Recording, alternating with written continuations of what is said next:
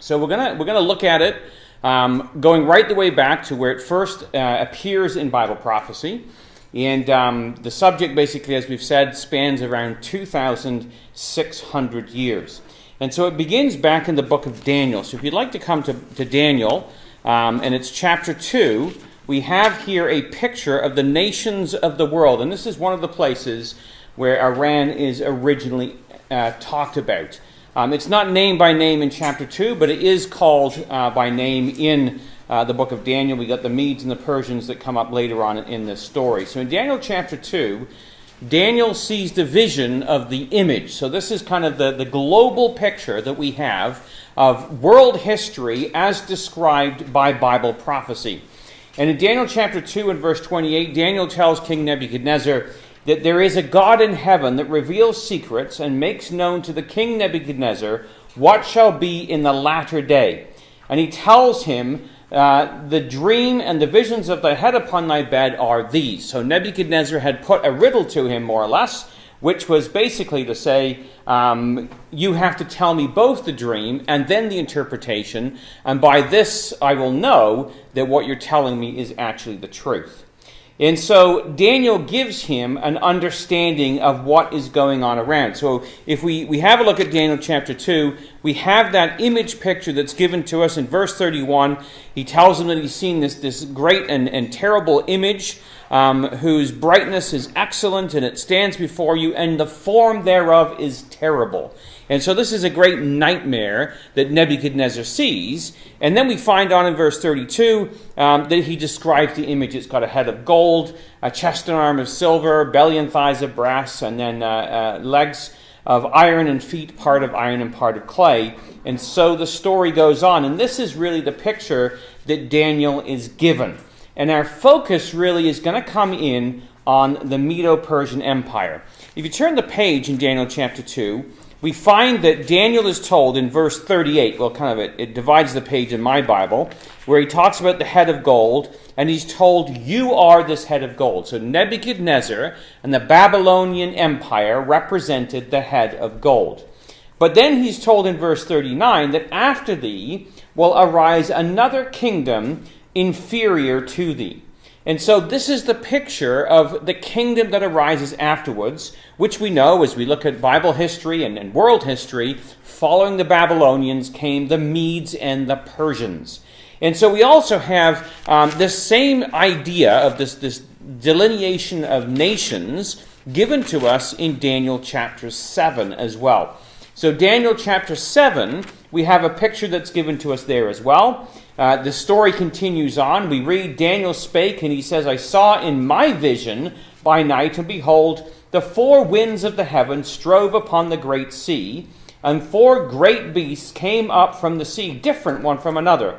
These great beasts, which are four kings, which will arise out of the earth. So there are four kings, or kingdoms, that would come out of the earth. And of course, we have them representative. They follow through the same story that we have in the book of Daniel in chapter 2. So we have the first being the lion with the wings, which is the Babylonian Empire. And this is followed by the bear, which is raised up on one side and has three ribs in its mouth. And we're told in verse 5 about this bear. This is the same Medo-Persian Empire phase.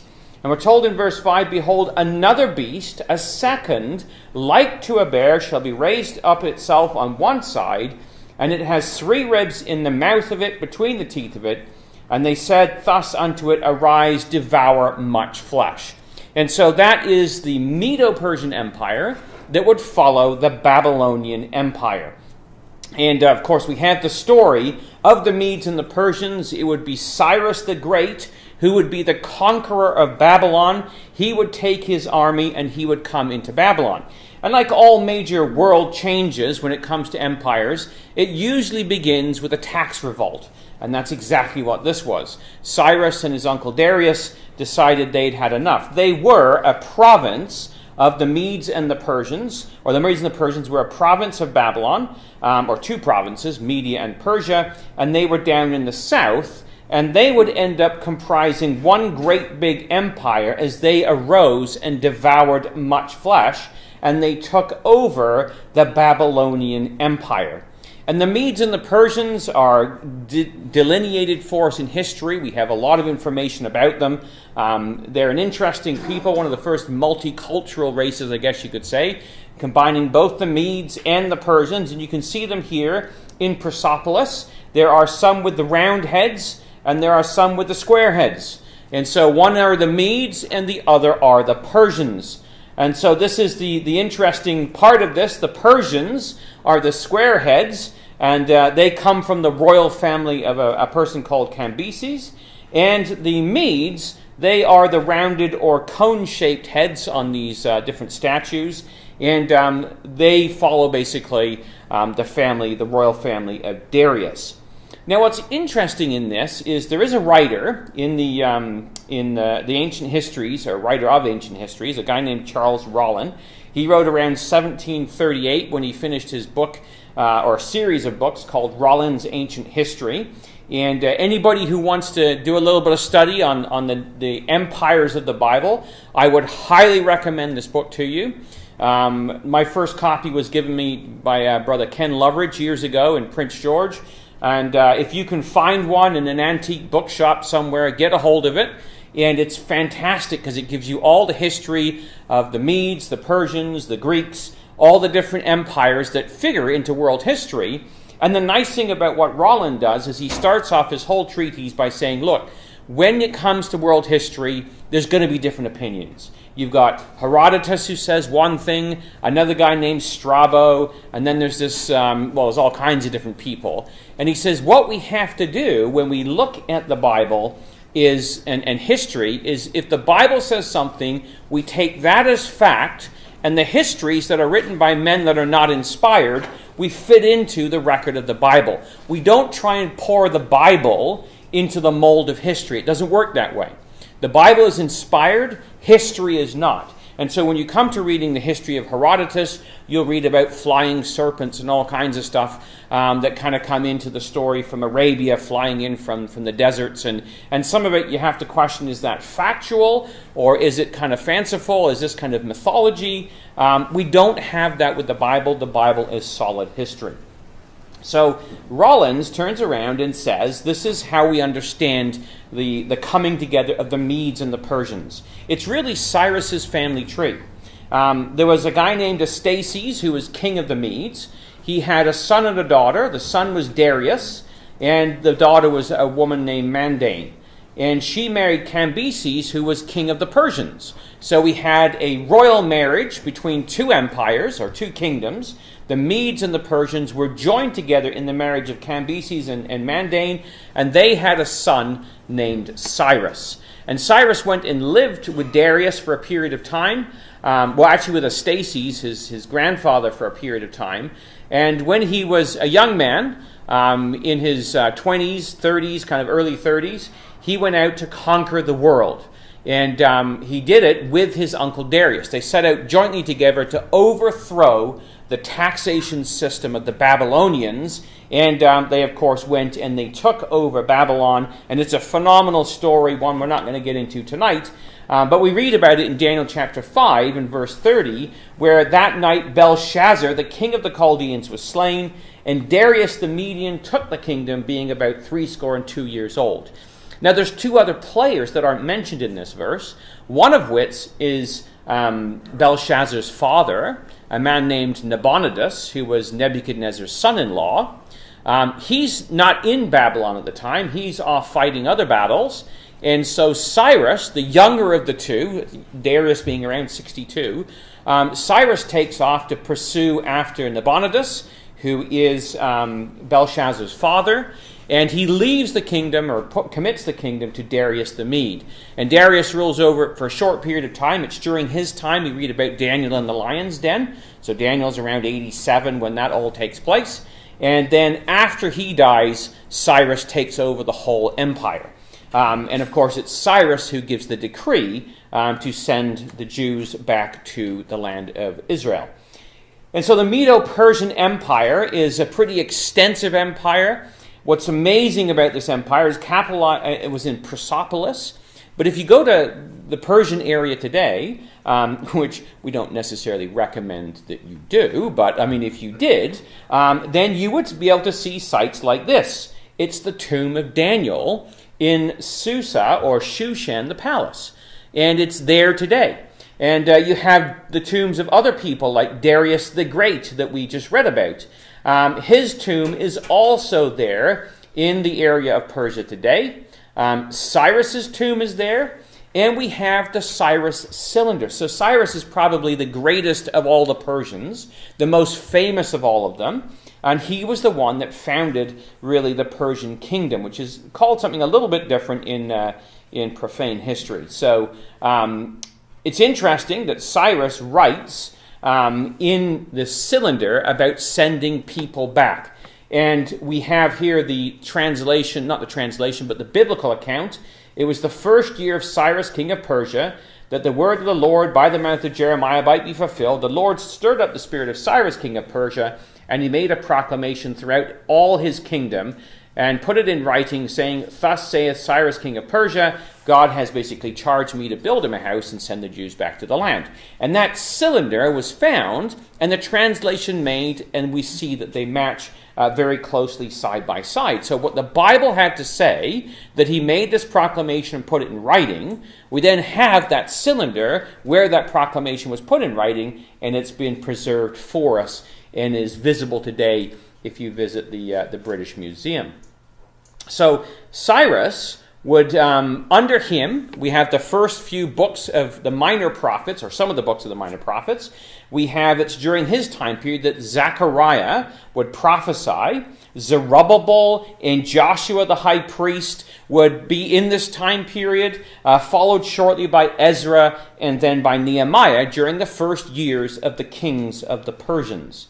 And so this is the palace at Persepolis, what's left of it today. A massive structure. You can see all those little column places where columns would have stood up. They would have held huge roofs because structures back then were basically limited in size by how big you could make the roof. So by putting columns up, they could put joists that would go together, and then you could place the roof on top of that. And so that's what it looks like, from an aerial shot. But if you look at the person that's standing there on the right-hand side in that little courtyard, you realize that this is actually a massive structure. And this is kind of what it would have looked like. This is a recreation of it from the columns that have been left. Huge columns reaching up with a massive roof that's been placed over top. And it's pretty amazing. You can see some of the bottoms of the columns there. This is an interesting area. It's called the Gate of the Kings. And this is what it looks like if you put somebody beside it. So it's a colossal structure that was built at the time of Cyrus. So when we talk about the Persians, we're not talking about a bunch of cavemen, who were kind of primitive and that kind of stuff. It was a very advanced civilization with really some quite incredible structures that were built. This is called the Gate of All Nations. And it's a pretty massive gate because when you look at how big a person would be standing beside it, it's huge. It's a massive place, and this is where they would have ruled from. So when we read the Bible, we read about the time of Ezra and the time of Nehemiah. Nehemiah was in Shushan, the palace. So this is where he was. And this is a relief taken from Shushan, the palace.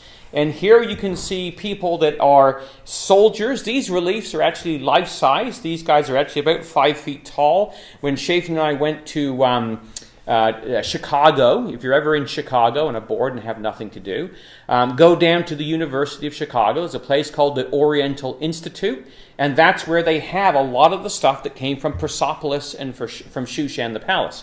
So if you ever have to go there for work or school or whatever, by all means, it's almost like going to the British Museum. It's just condensed into a hall that's maybe twice the size of our ecclesial hall. But you don't have to go through all the Chinese and all the other rubbish stuff. It's all just the stuff from Persepolis and all that kind of thing. You don't have to go through floors and floors of different things that may or may not interest you. It's all concentrated in one place. They have bricks from the time of Nebuchadnezzar with his name on them. It's a pretty neat place to go to. So this was the Persian Empire, and it's during this time, of course, that Nehemiah gets the commission to go back to Jerusalem.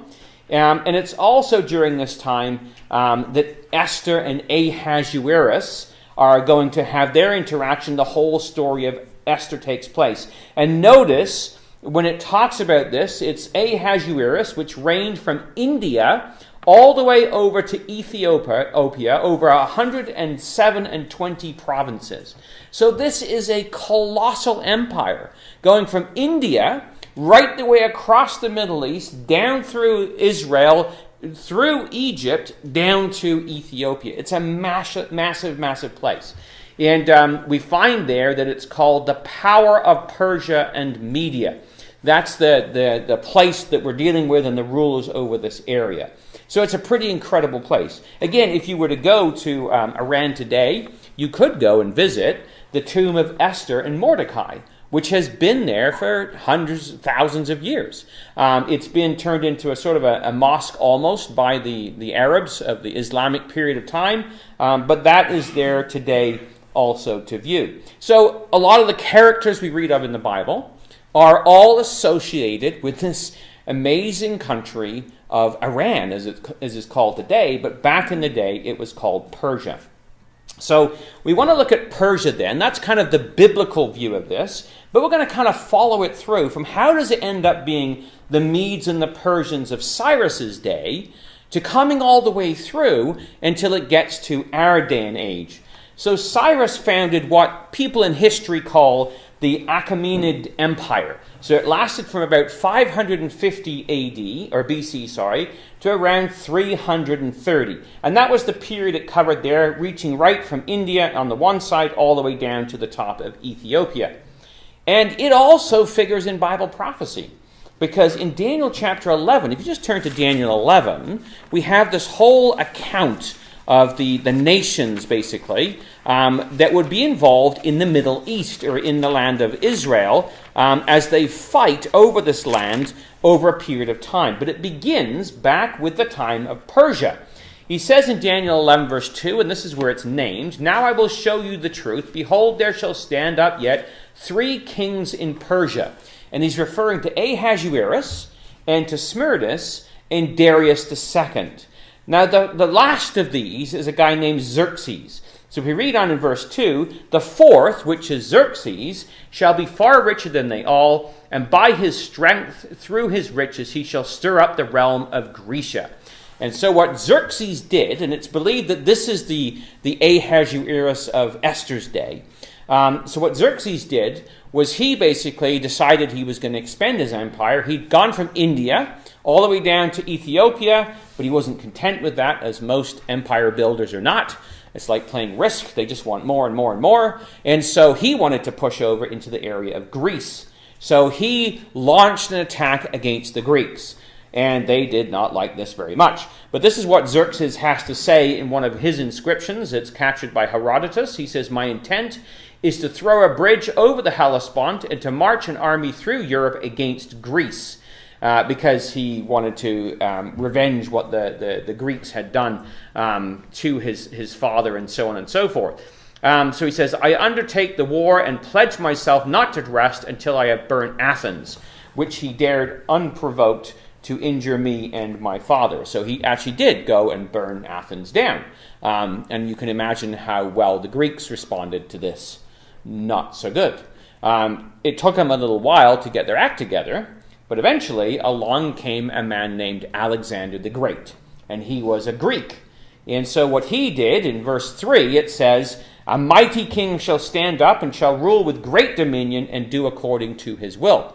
So Alexander the Great turned around and said, well, we're going to go invade this whole area of Persia, because they came and they burned Greece and they burned Athens down to the ground. And that's actually how he rallied a lot of the Greek little city-states around him. Not that he really cared for Athens a whole lot. He was from Macedonia, but he used that as kind of a political tool and was able to rally the troops, and off they went to attack the Persians. So he established the Greek Empire, but what happened was, in verse 4, it says, "He shall stand up when he shall stand up, his kingdom shall be broken, and it's going to be divided toward the four winds of heaven, and not to his posterity, so not basically one of his children, nor according to his dominion which he ruled, so it's going to be broken up. For his kingdom shall be plucked up, even for others beside those. And 4 kings would come up in his place. And this is also picked up in Daniel 11, where we have the goat with the big notable horn, and it breaks, and there's 4 horns that come up in its place. So there's Cassander, Lysimachus, Ptolemy, and Seleucus. And it is Seleucus who will now take over the area of what we call today Iran, or what was then called Persia. So Alexander the Great defeated the last Darius, last king of the Persians, and his successor, Seleucus Nicator, took over this whole area. And he established there the Greek Empire over what was Persia. So we go from being Persia to Cyrus's kind of empire, and to now we have a Greek Seleucid empire that rules over this area.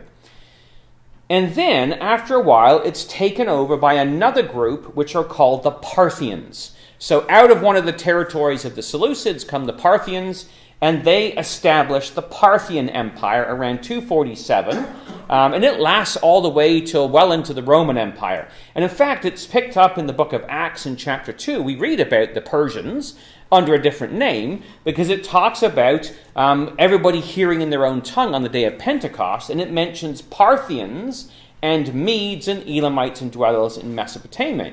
And so the Parthians are the Persians.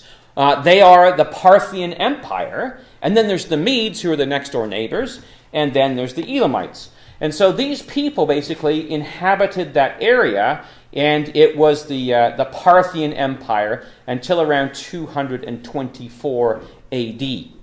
Now, it was then replaced again by another group of people that came along, the Sassanids, and they established their empire against the Roman Empire. So they overtook the Parthians, and they pushed their borders right out to the Roman Empire. And in fact, this is the only empire that would ever defeat one of the Caesars the way that they did. And it's recorded in a rock relief, where we find out that one of their rulers, a guy named Shapur I, he has a victory over the Emperor Valerian and Philip the Arabian. And Valerian was taken as an emperor, and he was basically executed by this Sassanid emperor. And so they rule right up past the Romans now. The Roman Empire comes and goes, and along comes Islam. And around 632 AD, they convert to Islam. So Persia was not always Islamic, because there wasn't always an Islamic religion. But right from the beginning, they converted over to Islam. And you can see this map here, how that it began in Saudi Arabia with Muhammad, the prophet, and he pushed basically into different areas. And one of the first places he pushes into is the area of Iran, and then into Afghanistan. And so this is their time period where they're converted over to Islam, and they're under the control of the different Islamic caliphates. Now, later on, we have the Safarid dynasty, and this is taken over by a guy named Yaqubi Safarai, and he begins the Safarid dynasty. So that's a period of 861 to 1000 AD. So again, another almost 200 plus years. And these guys are what they call Sunni Muslims. So you might have heard on the news about the Shiites and the Sunnis. Well, Iran used to be a Sunni Muslim site. And so that's what this was back at this point in time. So that lasted so long. But then we have kind of in part of this area, the Safarids were kind of like, I would say, kind of dissolving or getting smaller and smaller. And another group came along called Samanids, and they established themselves up to around the year 1000 as well. Now, it figures into Bible prophecy again, does Iran, when you come over to the time period of the trumpets in Revelation chapter 9. So when we look at the book of Revelation, and again, this is a whole other subject, but just to kind of put a plug in for this where it fits, During this whole time period leading up to this, they've been under different rulers, the Muslim rulers for the last little while, which would speak to Revelation chapter 9, and where we have basically the angel that comes out of the bottomless pit. And the fifth trumpet, Revelation 9, in the first 12 or so verses. But then we have in Revelation chapter 9 and verse 13, the sixth angel sounded, and he hears a voice of from the four horns of the golden altar which is before God, saying to the sixth angel which had sounded his trumpet, loose the four angels which are bound in the great river Euphrates. So in the first part of chapter 9, we've had Muhammad and Islam. They're the fifth trumpet as it's come out, and they've come out to basically go against anybody who doesn't have the seal of God in their foreheads. And they go out basically in judgment of what we would today call the area of the Catholic Roman Empire. Now, following this then, we have these four angels, or four horsemen, that come out in Revelation chapter 9 and the rest of the chapter. And so we find that the number of these horsemen is 200,000, and there's this myriads of myriads is kind of the idea behind it. Now, these are symbolic in their number. It would be like 200 million in total, basically. But it gives the idea of people who are going out to do what God wanted them to do. And the mission of the riders is given to us in Revelation chapter 9, verse 18. By these was the third part of men killed. Now this is the third part of the Roman Empire, which is divided into three. And it's by fire and smoke and brimstone which issues out of their mouths. They repented not of the works of their hands, that they should not worship devils or idols of gold and silver and brass and stone and wood, which can neither see nor hear nor walk, neither repented they of their sorceries nor their fornications. So they're coming in judgment against the Catholic idolatrous nations that are worshipping images of Mary and Joseph and Jesus and whatever, which are made out of gold and silver and brass and stone and wood, which can't see, and they can't hear, and they can't walk, and yet they parade them around and pray to them, and so on and so forth. So the mission is to destroy the third part. Now this would be what we call the Byzantine Roman Empire.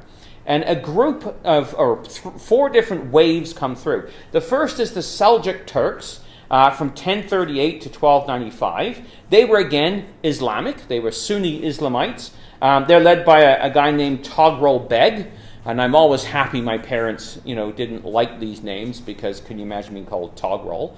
But he's a very vicious guy that goes out and he wipes out. But notice where his empire is situated. It's right over the area of what we would today call Iran.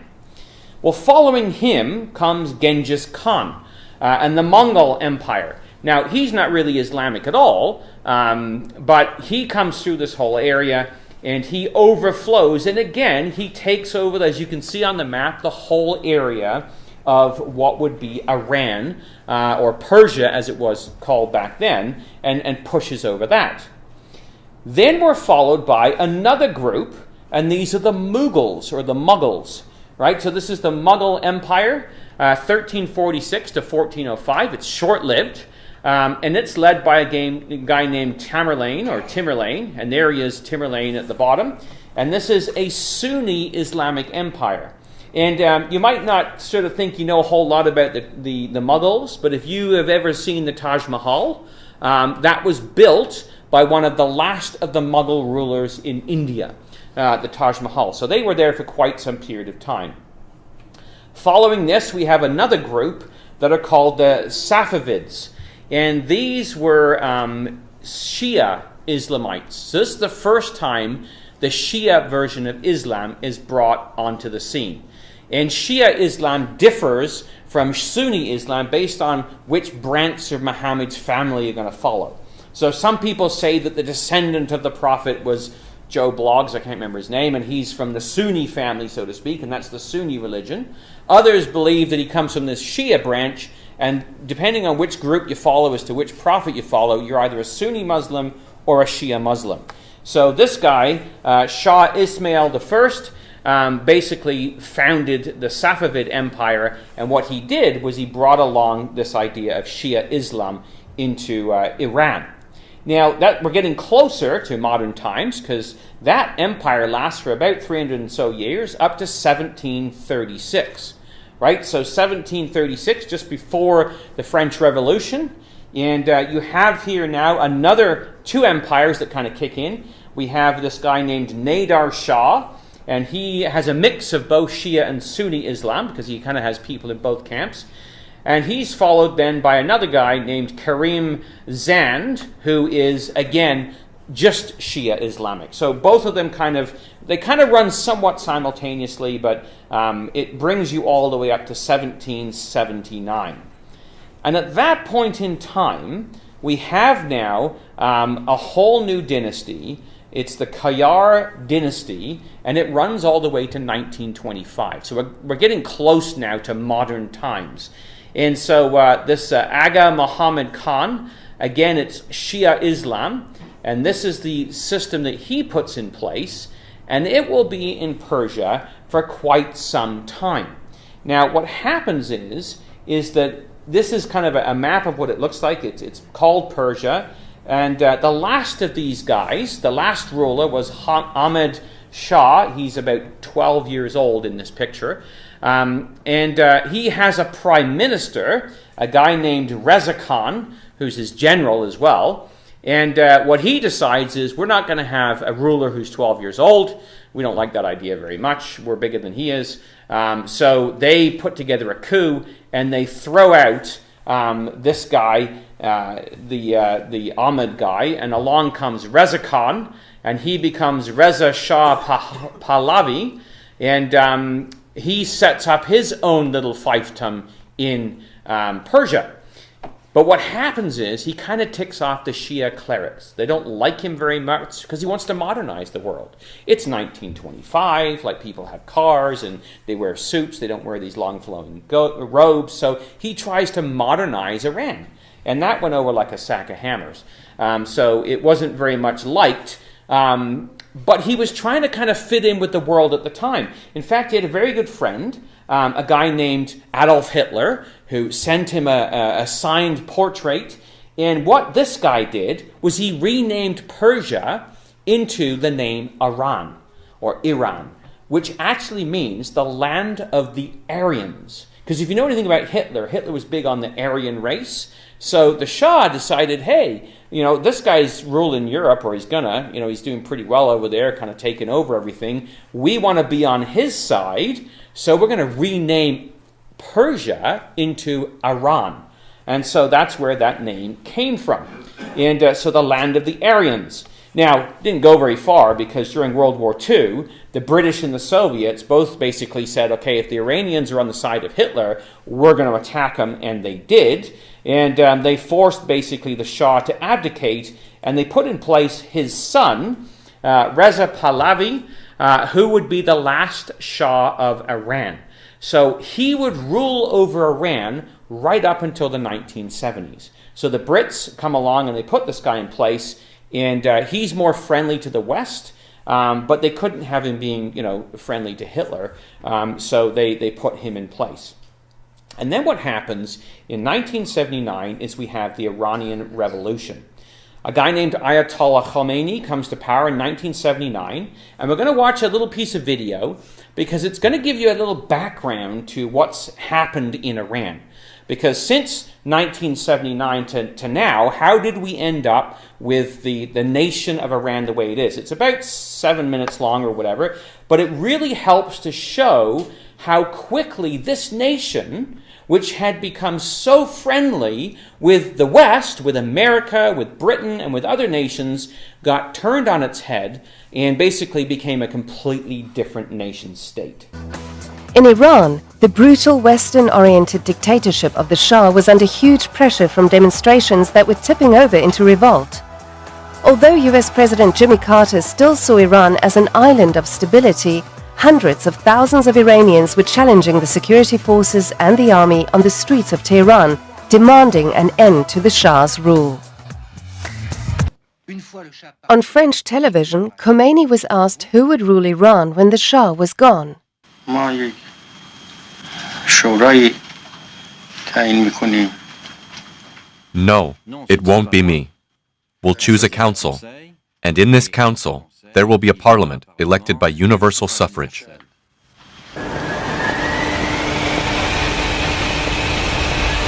The day the Shah left, there were people out on the streets with placards saying, "The Shah left. The Shah has gone. The Shah has left," and everything. And it was just an expression of joy.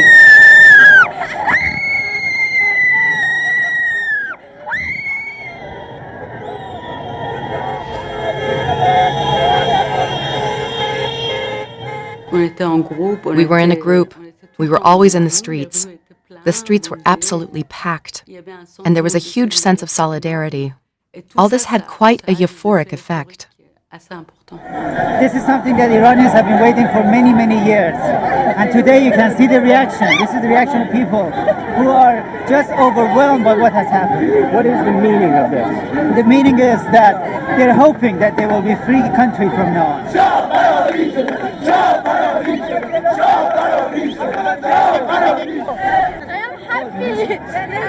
Very happy, Shah in Iran.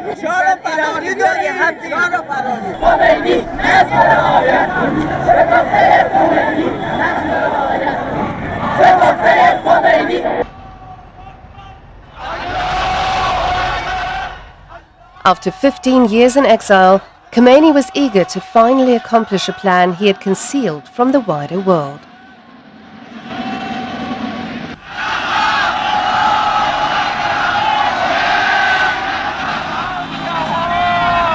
Millions of people had gone to welcome him. They were as much his people as they were my people. Part of them were religious. But you have to remember that a large number of them went and welcomed him because of what he had promised. He had promised total democracy. In the name of Allah, the gracious, the merciful. Happy is the true believer. Woe to the enemy of Allah's people and the religion of Allah.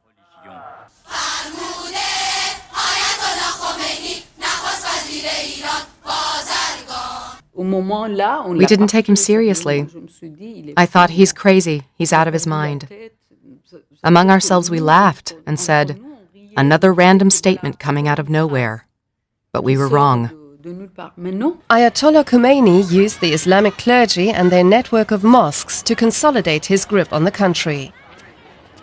The referendum on the establishment of the Islamic Republic was essentially a plebiscite, and there was no secret ballot. Anyone voting against would immediately be labeled as an enemy of the revolution. They were called people of the party of God, Hezbollah.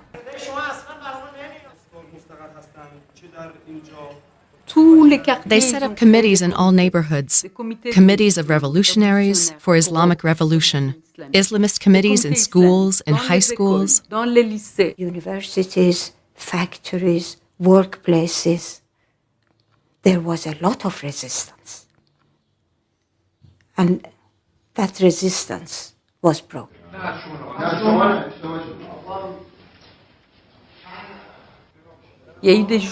There were days when they killed 100 people, or 200.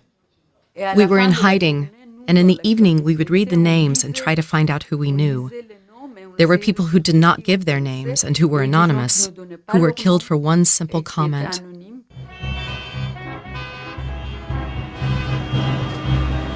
The major Western powers began to realize that the plans made at the Guadeloupe conference at the beginning of the year were not having the desired effect. The elderly cleric they had allowed to take the place of the Shah had neither re-stabilized Iran nor preserved Western interests. Ayatollah Khomeini became the West's bogeyman, and a fear of Islamic fundamentalism would soon begin to spread its message in what many would see as a clash of civilizations. And then, a fear of Islam itself, which became the new epitome of evil.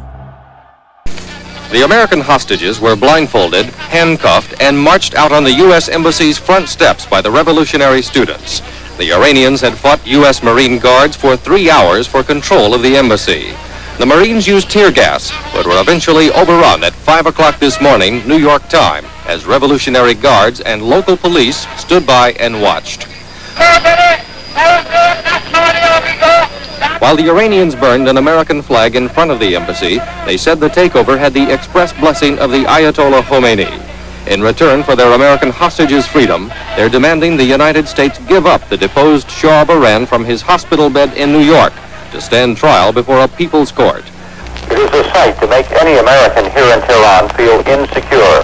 Hundreds of Iranian demonstrators outside the U.S. Embassy calling for the death of President Carter. One poster showed the president tied to a stake, ready for execution beside the former Shah. For the demonstrators, the student seizure of the embassy and its occupants is the best thing to have happened here since the Islamic Revolution. Saddam Hussein had taken over the reins of Iraq on July 16, 1979. He saw himself as the secular leader of a country that was also the most important Western ally in the Middle East, alongside Saudi Arabia. He likewise called upon God as he challenged Khomeini in neighboring Iran. Saddam called for a war against what he saw as the expansionism of the Iranian Revolution. Aiming to dominate the region himself, he exploited the ancient sectarian antagonism between Iranian Shiites and Iraqi Sunnis. On September 22, 1980, the Iraqi army entered Iran, where Ayatollah Khomeini was still struggling to establish his authority. For him, the Iraqi aggression offered the chance to finally and permanently consolidate his legitimacy. Forcing all Iranians to unite behind a nationalist call for a holy war against Iraq, Khomeini ultimately stabilized his Islamic revolution. So that gives you a little bit of a background as to how we've ended up where we are today. It's not just an accident of history. Iran had been an Islamic state that had fallen under the hegemony or the control or the influence of the United States and of Britain, and was very friendly to both the United States and Britain, and at one point Israel as well. And yet, overnight, 1979, the whole thing flips on its head and it becomes one of the most antagonistic states to the U.S. And you saw there that another individual came along who was the greatest ally of the U.S. outside of the Saudis, which was Saddam Hussein, the leader of Iraq. Well, of course, he would fight against Iran, and that would go on for so long, and then all of a sudden, after about 10 years of peace, he got kind of bored and decided that he would take another piece of the Middle East, and this time, in Desert Storm in 1991, he would invade Kuwait. Now, that was something that I was, I think, probably about 21 years old or something along that lines when this all went down. And we had our lecture on this in Prince George. And, we'd been in Prince George for years, I think 10 years by then our family had, or maybe 8 or 9. And, we'd rarely get anybody to come out to a Bible talk. And I happened to be the doorkeeper at the time at the CNC lecture hall. And I got there at around 6:30, and there was 20 people standing outside the door. And I kind of said, "Oh my goodness, we've double booked this. Somebody else has booked the hall, the room that we booked in the college." And I asked them why they were here, and they said, "Oh, we're here for the Bible lecture." And I was like, "Uh-oh, then I must have put the wrong time in the ad in the newspaper." Because I had put the ad together for the newspaper. So I asked them, "Well, what time does the lecture start? Do you think the lecture starts?" "So it doesn't start till 7:30, and it was like 6:30. And so they said, "We wanted to get a seat." And so I let them in, and then more people came and more people came. We were about 24 in a little congregation in Prince George. There was over 114 visitors, because it was one of the first major events that had happened in years where the world was all of a sudden kind of put on guard. And so Desert Storm happened in 1991, and it kind of rewrote the whole situation in the Middle East. The American forces and Canadian forces that had been pulling out of Europe because the Soviet Union had collapsed, some of them were supposed to be coming home when they were rerouted, sent down to the Gulf, and would now basically be in the area of Saudi Arabia and the Gulf states.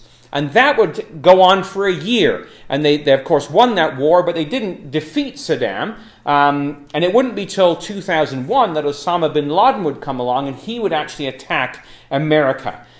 Following Bill Clinton's presidency, his 2 terms, George Bush Jr. Ran on a platform of withdrawing from the Middle East. We don't want to be involved in the Middle East. We're going to let them sort themselves out.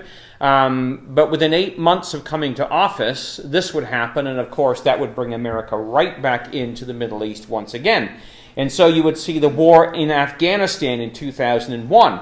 And then again in 2003, we had the second Iraq war, where they went looking for weapons of mass destruction against the axis of evil. And this time, of course, they toppled the Taliban in Afghanistan, and eventually, it took them quite a while, but they removed Saddam Hussein from Iraq.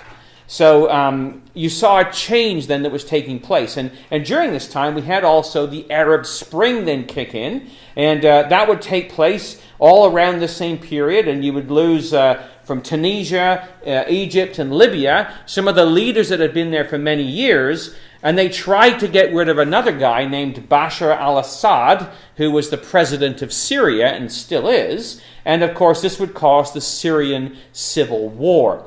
And that was part of the Arab Spring, the population rising up against him. His government was primarily secular, but the family was what they call Alawite, which is a form of Shia Islam. And so what happened is the American troops in Iraq basically said, well, we've done our job, we're finished. So they began pulling out. They were all pulled out in 2011 under President Obama.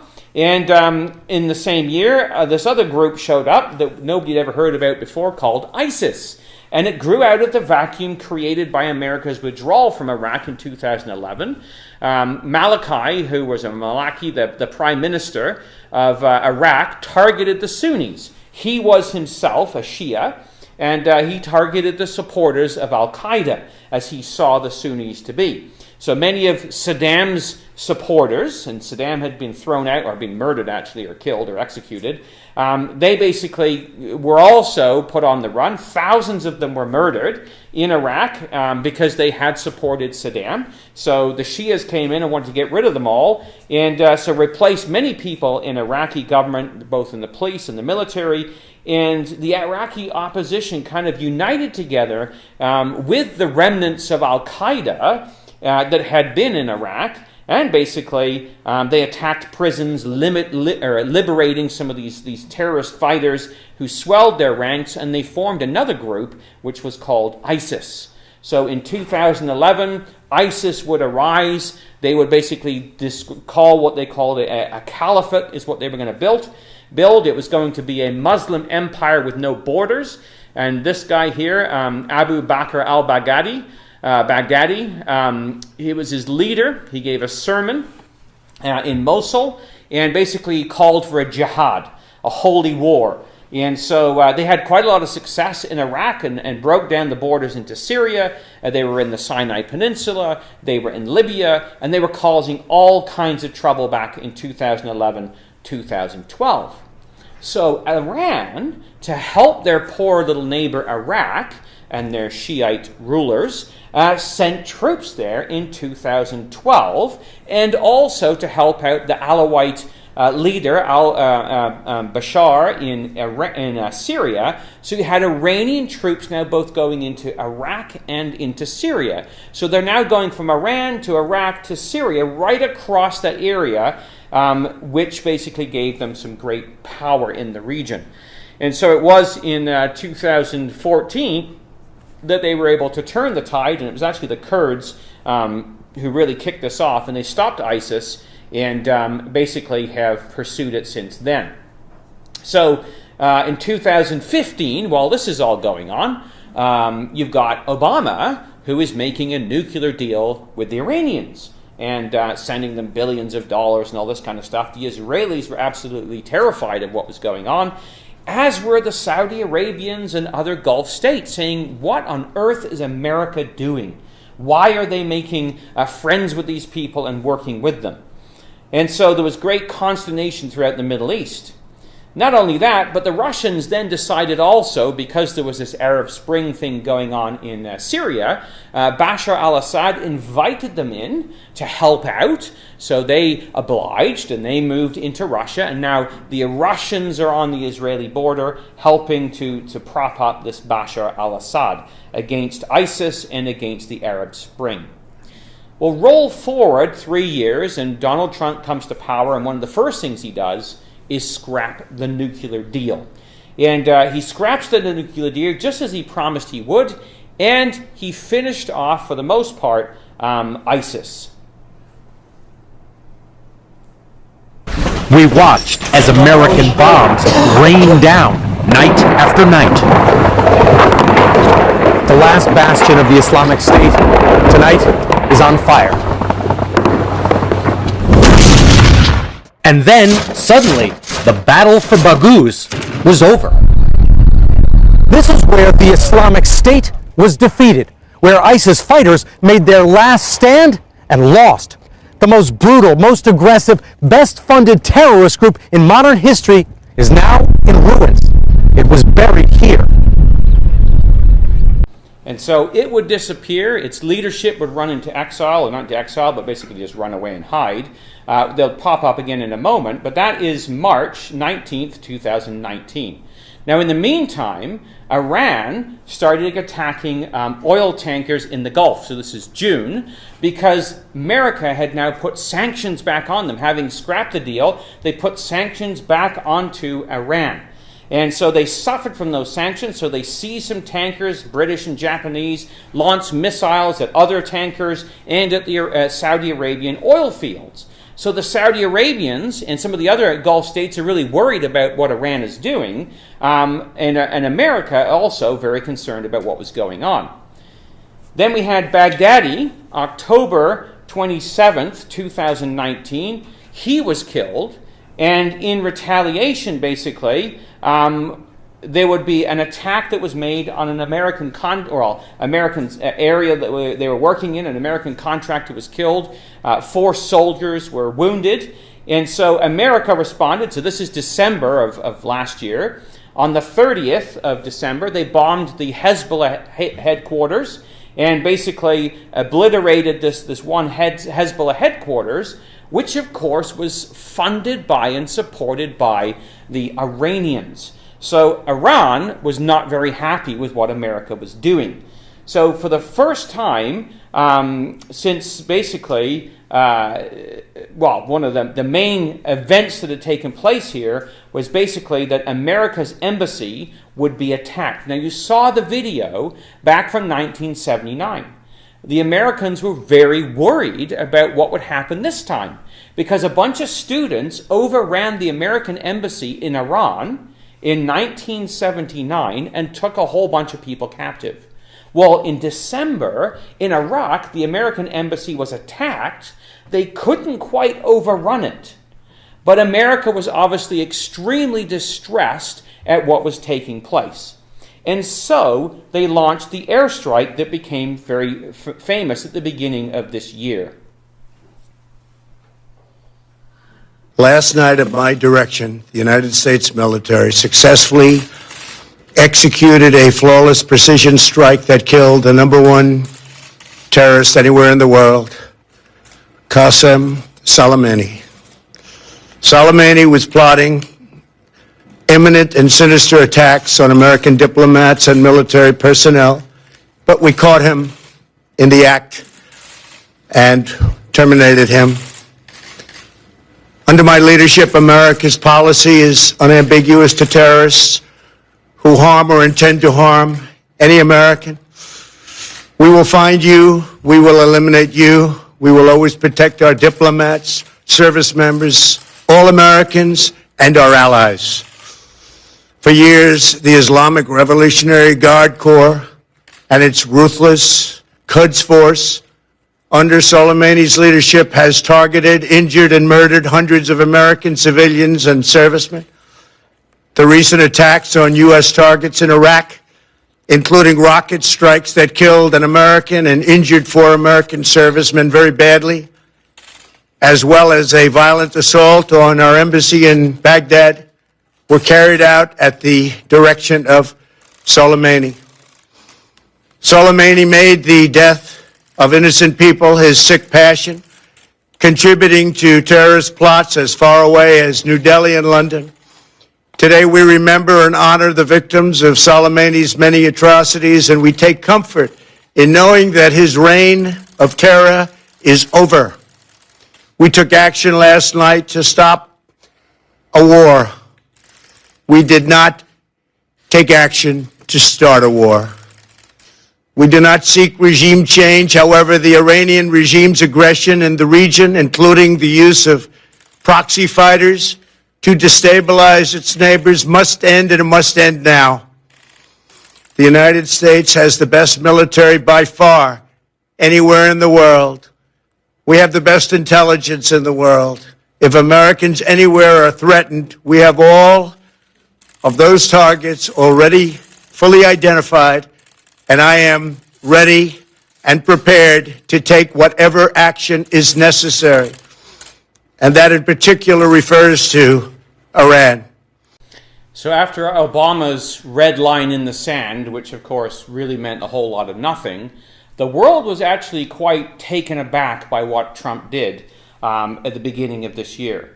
And what we want to just do as we kind of think about the repercussions of this is just consider for a moment some of the scriptural passages, because we've seen this whole change taking place throughout the Middle East.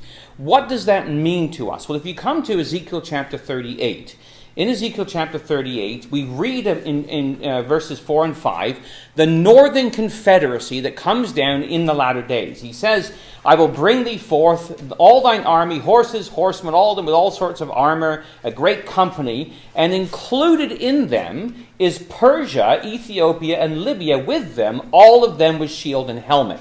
So joining Rosh, Meshach, and Tubal, the Russians, Moscow, and the Magogites of Scythia, would be Iran.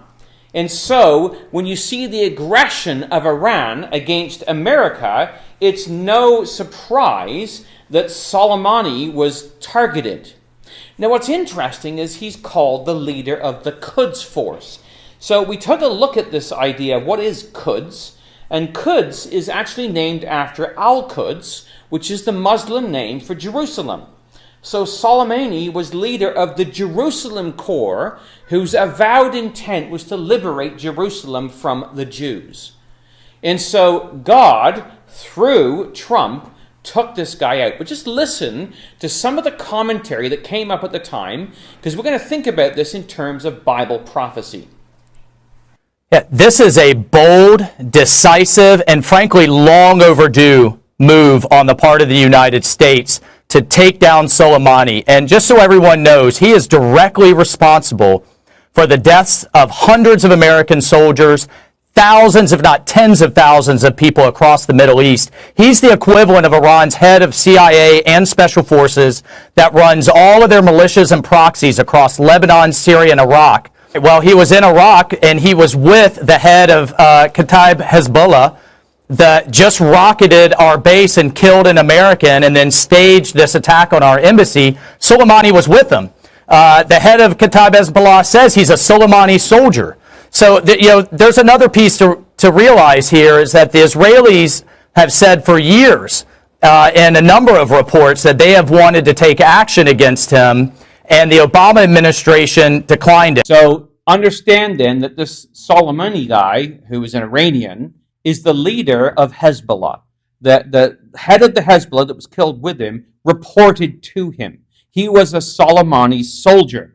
Now, the strategy of the Iranians is pointed out by a general that was had a lot to do with Iran back in the time of Ronald Reagan, and his name is Oliver North. Just listen to what he has to say.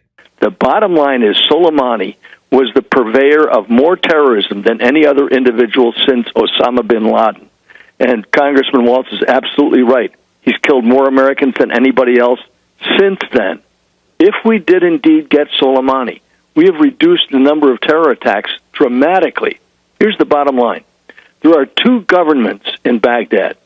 One is the pro-American government that's counting on us to continue to train and assist their military and help provide information that's very important to countering terrorism and protecting their country. The other one is the Iraqi government that is beholden to the Iranians. The Iranians have long wanted a free access going all the way from the Iraq-Iran border all the way into Syria and then, of course, the Bekaa Valley and attacking Israel. So that's their strategy, he says.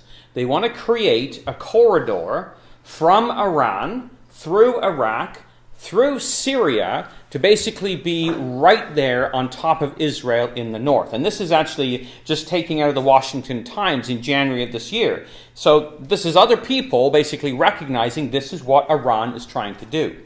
Now, why that interests us is because the group of nations that are laid out for us in Ezekiel and Daniel and other prophecies includes that area of Syria, Iraq, Iran, all of them working together against Israel and being allied with Russia in the north. And so this is the event that is taking place. This is an escalation. I think it's proportional. I think he's right. But to kill the top commander of the Quds forces, the Islamic Revolutionary Guard Corps, this is the designated terrorist organization of the Iranian state. They're not just in Iraq and Syria and Afghanistan. They're with Hamas. They're with Hezbollah. They're surrounding Israel. This is the top anti-American, anti-Israel, anti-Western force in the world. This would be... So the top anti-Israel and anti-Western force in the world. Now, just take a look at what the Bible has to say in Ezekiel chapter 38 and verse 7. Be thou prepared, prepare for thyself, talking to Rosh, Meshach, and Tubal, Gog of the land of Magog. And he says, to all thy company that are assembled unto thee, and be thou a guard unto them. So the phrase, be a guard unto them, implies the idea of the whole region, or these nations involved in it, being under Russian control, or as it's called in the media, Russian hegemony. So some translations actually have the idea of Russia being the commander and taking charge of them. And so when we see then things like this going on, this was in response to what happened in the America's attack on Soleimani. The Russian Foreign Minister Sergei Lavrov had a television conversation with Mike Pompeo of the United States, and Moscow urged Washington to give up illegal military actions to achieve its goals on the international arena, which I thought was quite ironic after you consider Chechnya and the Ukraine and the Crimea and so on and so forth. It's a little bit the pot calling the saucepan black, but that's the idea. And take a look then at the other part that is forming during this time. We have in verse 13 another group of nations, Sheba, Dedan, the merchants of Tarshish, and all the young lions thereof, who are protesting. And again, it's another class, and we looked at Sheba, or the merchants of Tarshish a little bit last week, with Britain and the allies. You've got Australia, Canada, the United States, and different nations like that are with it, along with Sheba and Dedan, which is the area of Saudi Arabia and the northern area of Saudi Arabia. Sheba being the southern area of Saudi Arabia. That's the geographical location back in the day. What we also find in Daniel 11 is the nations that when this northern host comes down and he overflows, he enters into the glorious land, many countries shall be overthrown, but some of them are going to escape out of his hand or be delivered, and that includes Edom, Moab, and the chief of the children of Ammon. Well, that area today is what we would call Jordan. In fact, the name Amman, which is the capital of Jordan, comes from Ammon. And so this is the area basically that you're dealing with. So Jordan is also with them, and he's going to stretch forth his hand upon the countries, and Egypt shall not escape. Well, if Egypt's being attacked, then obviously Egypt is not in an alliance with the king of the north at the time of the end. It's part of his targeted area. So we have Jordan, Saudi Arabia, Egypt, all these nations right down into the southern Gulf that are allied with the Tarshish Confederacy, and we have Iraq, Iran, and Syria that are allied with the Northern Confederacy. And when you look at this and you consider what's going on, I've got one last little clip I'd just like to play. Listen to how this radio personality or TV personality, whatever he is, how he describes what has happened in the last year or so because of Iran and this attack. the great intelligence victory here is, and we've got to remember that Hezbollah, one of the things Iran is best known for is they fund all these terror groups and fight proxy wars as they've been doing in Yemen and elsewhere around the world.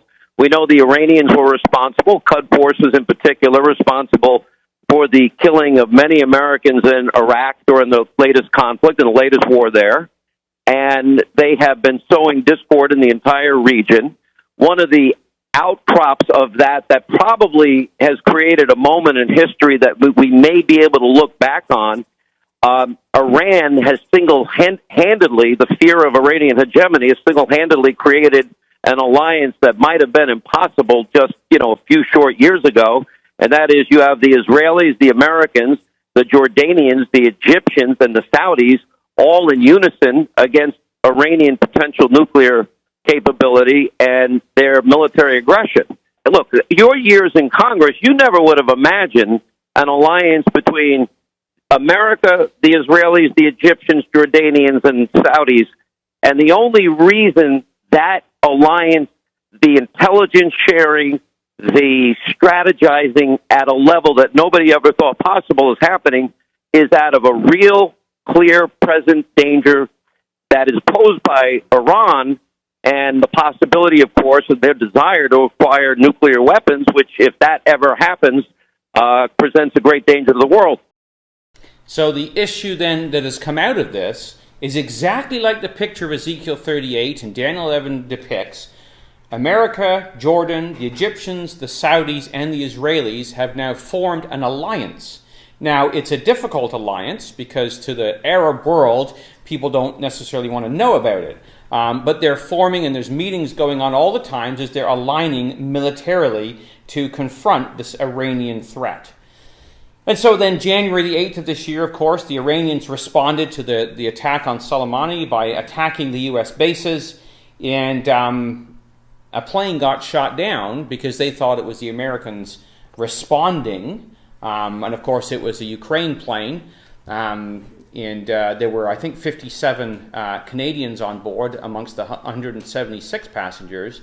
And this civilian plane was blown out of the sky by Iranian missiles that had been supplied by Russia. And of course, that kind of, in a way, put a pause on everything. Because now the Iranians, ready to beat their chests and maybe do a little bit more, kind of were held at bay because now they were having trouble in their own country once again, because a lot of the people on that plane were Iranians. In fact, they're mostly all Iranians. Maybe they were some Canadian Iranians, but they were Iranians. And so when we take a look at all of that, we ask the question, well, where are we at? And what we're at is an accelerating situation. If you just think through what we have witnessed, we've just kind of run through this in the last few minutes. 1979, Iran moving away from Western hegemony. 1980s, Iran supporting Hezbollah in Lebanon in a civil war. We didn't really look at that, but that's what took place. 2011, the U.S. troops leave Iraq. 12 Iranian troops enter Iraq and Syria, along with Russian troops fighting against ISIS, and Iraq basically joining with them. The ancient part of the image as well, responding to or corresponding with Babylon. 2018, America scraps the nuclear deal. And then in June of 2019, Iran attacks oil tankers in the Persian Gulf. And then we have Israeli and Arab neighbors forging closer ties. The U.S. attacks Iranian Hezbollah bases at the very end of this last year. The Iran then responds by attacking the U.S. military, embassy with a militia that's backed by Iranians. The U.S. assassinates Soleimani. Iran fires missiles at U.S. bases and then shoots down the Ukrainian passenger jet. But all of those events, what is taking place is kind of a global thing. You've got Iran, Iraq, Syria moving into the hands of Russia and forming an alliance together on one side. On the other, you've got Saudi Arabia, Egypt, Jordan, and Israel forming an alliance on the other side. And this is what we're seeing. We're seeing the image come together. Because we read that thou sawest this whole image come together, and thou sawest till a stone was cut without hands, which smote the image upon the feet that were of iron, of clay and break them to pieces. Then the iron, the clay, the brass, the silver, and the gold were broken in pieces together. And that's the key, that those elements are all together. And that's what we've seen. Iran and Iraq during the 1980s had an 8-year war. They were not by any stretch together. Iran before 1979 was with America, not together with this whole group. Iraq after the 1990s was against America. But then America overtook it and kind of semi-ruled it for a little bit of time. But now they've lost their foothold there, and the Iraqis have asked them to leave, or the Legislative Assembly has.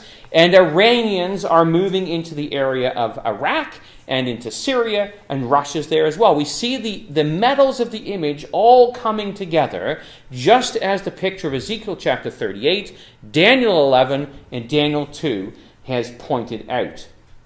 And when that happens, it's then that the stone smites the image, when those metals are broken in pieces together. And that stone, of course, is the kingdom of God, led by the Lord Jesus Christ, and it will become a great mountain that fills the entire earth. So the kingdom will begin in Israel, and it's going to grow from there to become a great empire that's going to fill the entire earth. So we can take comfort, even though the world gets excited by these things going on, what's happening here, we can take comfort in the fact that the scriptures are in fact coming true. We looked at this on Thursday night last week as well. Brother Dave mentioned that the Olivet prophecy is about AD 70, but there are pieces of it that kind of have that application to today. We live in the time when Jerusalem has been trodden down by the Gentiles, but the times of the Gentiles are now fulfilled since 1967. And there's going to be signs in the sun and the moon and the stars and on the earth, distress of nations with perplexity, the sea and the waves warring. That was certainly the way it was back in AD 70. Men's hearts failing them for fear, for looking after those things which are coming on the earth, the powers of heaven shall be shaken. And then shall they see the Son of Man coming in a cloud with power and great glory. Now that happened in AD 70 when the Lord sent the empire of Rome against Israel to bring his judgments. But it's also applicable today. That when we live in a time when the times of the Gentiles is fulfilled, and we soon will see the Lord Jesus Christ coming, and we hope to be part of those clouds, those great clouds of witnesses of Hebrews chapter 12, when of course he's going to come and rule the world in righteousness. But he tells us in Luke, when you begin to see these things coming to pass, look up and lift up your heads, for your redemption draweth nigh. So as we watch Iran, as we watch the world events going on in Israel, as we've seen events in Britain and across Europe, with America, with Iraq, and all these different nations, we know the hand of God is closing the pages on the times of the Gentiles, and the coming of his Son is very much at the door. And the exhortation to us is to look up and lift up our heads, for our redemption draws nigh, and prepare ourselves for the Lord's return. Thank you.